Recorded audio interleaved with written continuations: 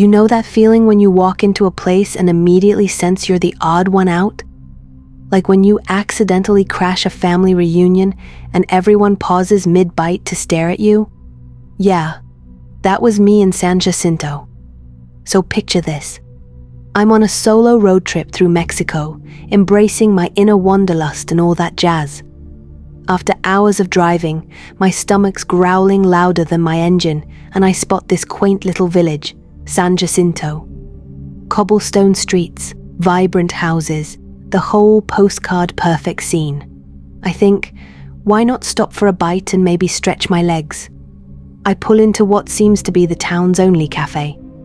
As I step inside, conversations hush, and all eyes turn to me, not in a hostile way, but more like they're sizing me up.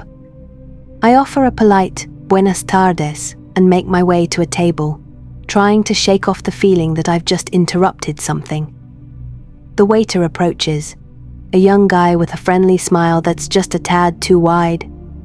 He hands me a menu, but before I can even glance at it, he says, "You're just in time for the special.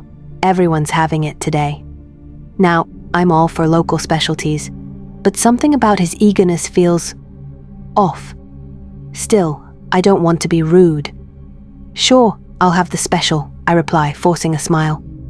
As I wait, I notice the other patrons stealing glances at me, whispering among themselves. I chuckle nervously, thinking, maybe I'm the first tourist they've seen in a while. The thought is both amusing and unsettling. The waiter returns with a steaming plate of something that smells absolutely divine. It's a rich stew with tender chunks of meat and an array of colourful vegetables.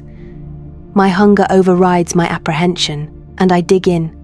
The flavours explode in my mouth, savoury, spicy, with a hint of sweetness. I can't help but moan appreciatively. "This is amazing! What's it called?" I ask the waiter. He hesitates for a fraction of a second before replying, "It's a family recipe. We simply call it el guiso." I nod, deciding not to press further. After all, secret family recipes are a thing, right? After the meal, I feel a pleasant drowsiness settling in. The waiter returns, this time with a small glass of amber liquid. "Compliments of the house," he says. "It's a traditional digestive. Helps with the meal." I take the glass, sniffing the liquid. It has a sweet, herbal aroma. When in Rome, I muse and take a sip. The warmth spreads through me, and I feel a comforting haze enveloping my senses. I decide to stay the night in San Jacinto.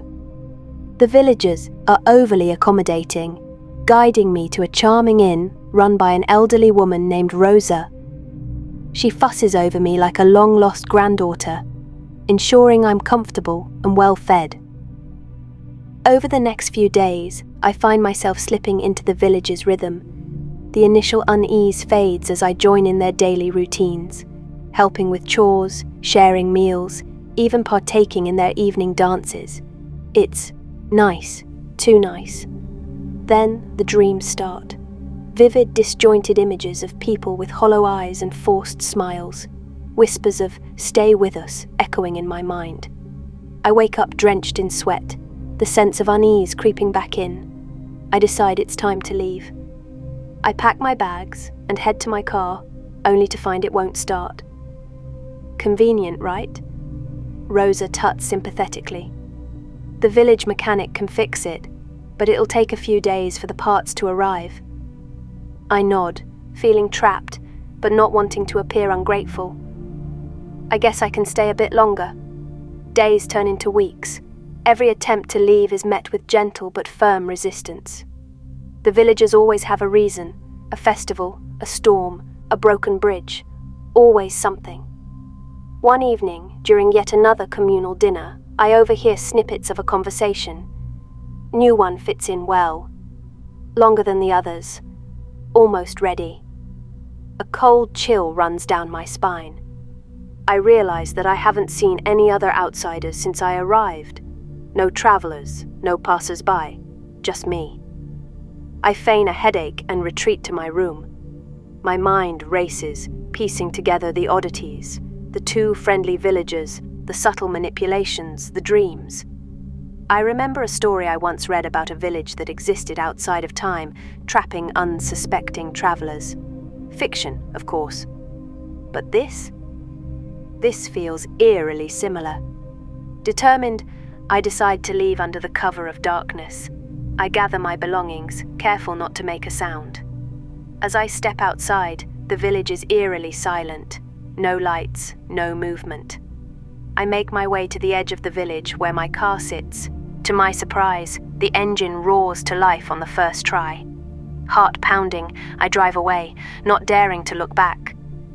As dawn breaks, I find myself on a familiar highway, the village nowhere in sight. I pull over, shaking, trying to make sense of it all. Did I imagine it? Was it a dream? The lingering taste of El Guiso on my tongue tells me it was all too real. To this day, I avoid detours and charming villages. Some places are just too welcoming.